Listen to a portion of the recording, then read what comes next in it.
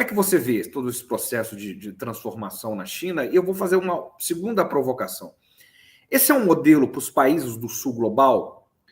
Porque nós temos aqui, por exemplo, o Observatório do Clima. Né? Então, vou pegar um exemplo aqui. A questão da exploração do petróleo na bacia amazônica aqui, que nós cobrimos aqui no Brasil. Né? Então, há uma linha, obviamente, né, que ali é um lugar intocável, não se pode tocar. Né?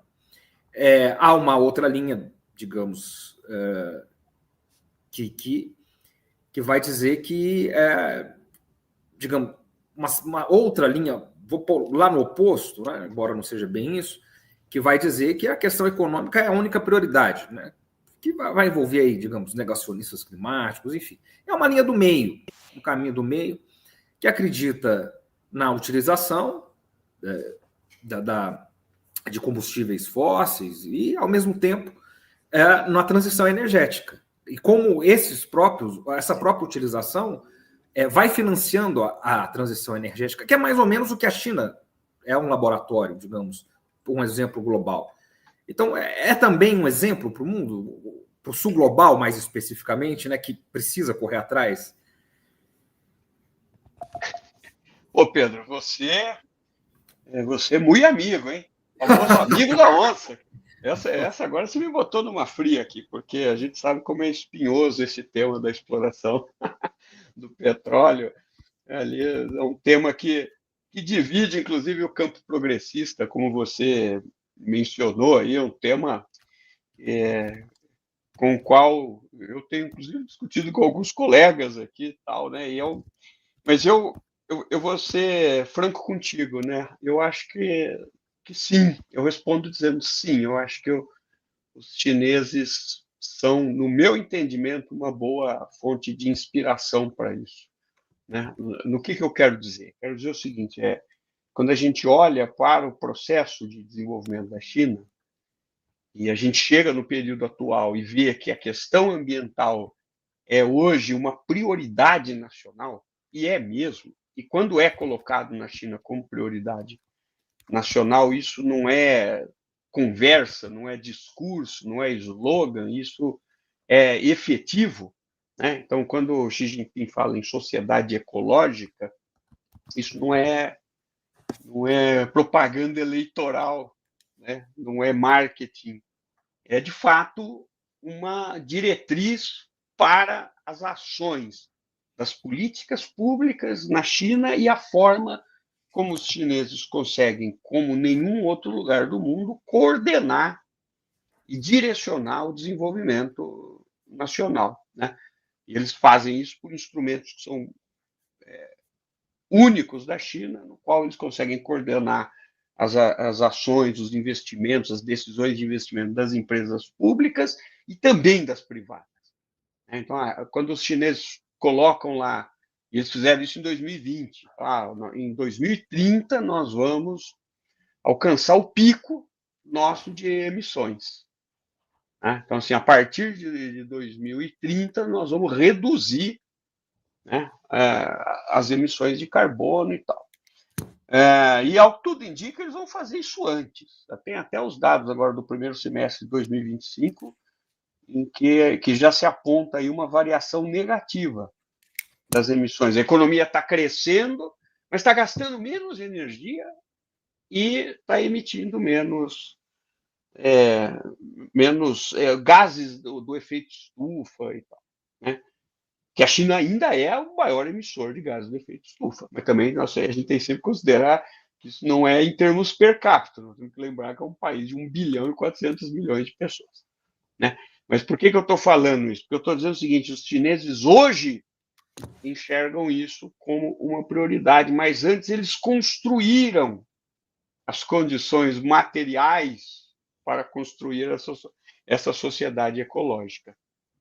Então, o processo todo de desenvolvimento da China, a gente tem que entender que é um processo, primeiro, planejado no longo prazo e é um processo de etapas sucessivas. Né? Quer dizer, os chineses tinham lá uma ideia de construir uma sociedade moderadamente próspera. Quer dizer, a primeira grande prioridade era essa, construir uma sociedade moderadamente próspera, eliminar a pobreza extrema. Isso era uma meta que eles alcançaram, né? Uma meta colocada, se não me engano, para 2021, essa de acabar com a pobreza extrema e tal. Então, e agora, eles falam, não, agora nós temos uma meta que é de reduzir o carbono. Mas antes disso, eles desenvolveram uma base industrial, uma base tecnológica, eles elevaram o PIB per capita, eles cresceram por anos seguidos, anos a 10% ao ano. Então, quando a gente olha numa perspectiva de longo prazo, nós vamos ver o seguinte, existe a gente pode usar um termo que existe um etapismo aqui, quer dizer, uma coisa de cada vez. Primeiro, a gente precisa superar a pobreza, né? Construir uma sociedade de classe média. Então, isso significou, no caso dos chineses, desde as reformas do Xi Jinping, um crescimento a qualquer custo. Então, o crescimento a qualquer custo significou, inclusive, a qualquer custo social e ambiental, né? Em que os salários eram baixos, depois das reformas, os trabalhadores perderam direitos que eram garantidos pelas empresas públicas e tal. Então, mas isso assim, isso é um caminho, né, para se chegar num objetivo maior. Então, quando a gente olha hoje para o plano chinês, eles estão mirando 2030, eles estão mirando 2060.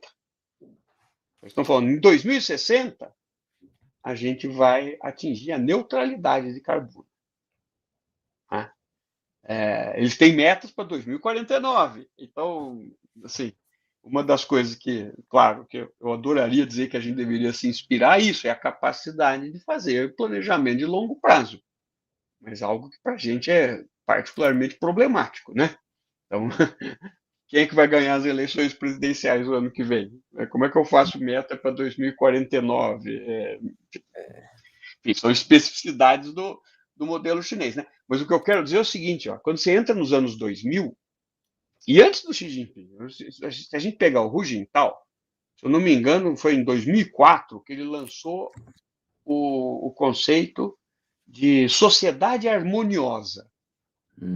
O que quer dizer isso? Quer dizer, agora não é mais crescimento a qualquer custo, é crescimento com harmonia.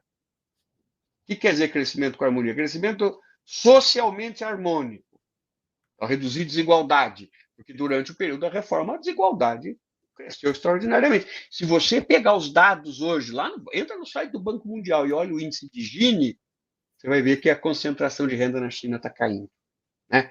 Então, assim, concentrou renda, agrediu o meio ambiente, mas agora não. Nos anos 2000, eles falam, não, agora é crescimento harmonioso. E harmonioso do ponto de vista social, trabalhista, direitos sociais e ambiental. Quer dizer, esse harmonioso engloba essa ideia, que agora não é mais crescer a qualquer custo, agora é um crescimento a taxas menores, mas qualitativamente melhor, e aí entra a questão ambiental, né? Então, não fugindo da tua pergunta aqui, a resposta que os chineses dão é uma coisa de cada vez, né? Eu acho, por exemplo, que o Brasil tem muito que crescer ainda. A gente tem muito que crescer ainda para a gente ter metas, por exemplo, de alcançar a neutralidade de carbono, né? Nós queremos fazer isso? Queremos. Agora a gente precisa olhar para os países desenvolvidos e falar, e eles cresceram destruindo, queimando, destruindo floresta, queimando carvão, né? E agora eles querem colocar isso como uma barreira ao nosso desenvolvimento. E vocês têm que crescer, mas não podem explorar os recursos naturais, vocês têm que crescer. Então, eu acho que, sim, no meu entendimento, os chineses são um bom exemplo, porque eles entendem que esse processo é um processo em que as prioridades vão sendo construídas e vão sendo transformadas ao longo do processo de desenvolvimento, né? E num momento hoje em que, claro, você fala, a preocupação ambiental para os chineses hoje é um vetor de crescimento, que é a coisa da eletrificação, do transporte e tal. Então, isso vira uma oportunidade de desenvolvimento.